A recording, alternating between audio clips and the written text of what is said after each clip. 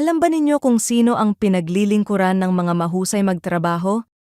Sila'y naglilingkod sa mga hari, hindi sa mga alipin. May mga ugaling hindi nabubuo sa malalaking pagkakataon, kundi sa mga karaniwang araw.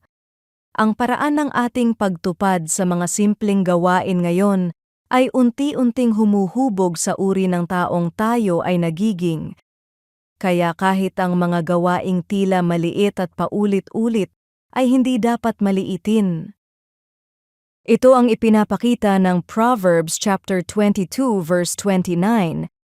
Ang taong mahusay magtrabaho ay hindi inilalarawan bilang isang taong naghahabol ng pagkilala, kundi bilang isang taong ginagawa ng buong husay ang gawaing ipinagkatiwala sa kanya.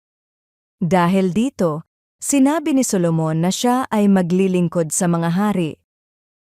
Hindi ito pangakong lahat ng masisipag ay magiging tanyag o mataas ang katungkulan. Sa halip, ipinakikita nitong ang kahusayan at pagiging mapagkakatiwalaan ay mga katangiang kinikilala at pinahahalagahan. Sa panahon ngayon, madaling isipin na ang mahalaga lamang ay ang malalaking oportunidad. Ngunit itinuturo ng kasulatan na ang paraan ng ating paggawa sa mga ordinaryong gawain ay mahalaga rin. Kapag ginagawa natin ang ating tungkulin ng may sipag, malasakit, at buong husay, ipinapakita natin ang pusong marunong mag-ingat sa ipinagkatiwala sa atin.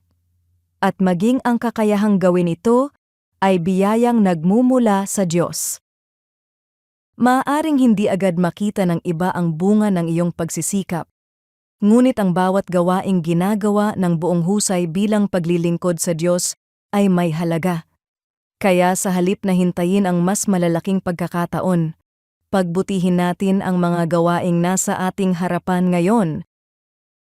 Sapagkat ang kahusayan ay hindi nagsisimula sa malalaking tungkulin, kundi sa pagiging tapat sa bawat gawaing ipinagkakatiwala ng Diyos.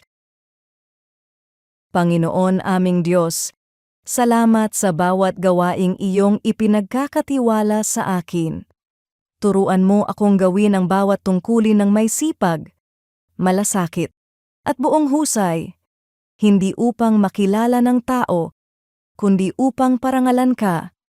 Naway ang aking buhay ay maging tapat na patutuo ng iyong biyaya sa lahat ng aking ginagawa. Sa pangalan ni Jesus. Amen.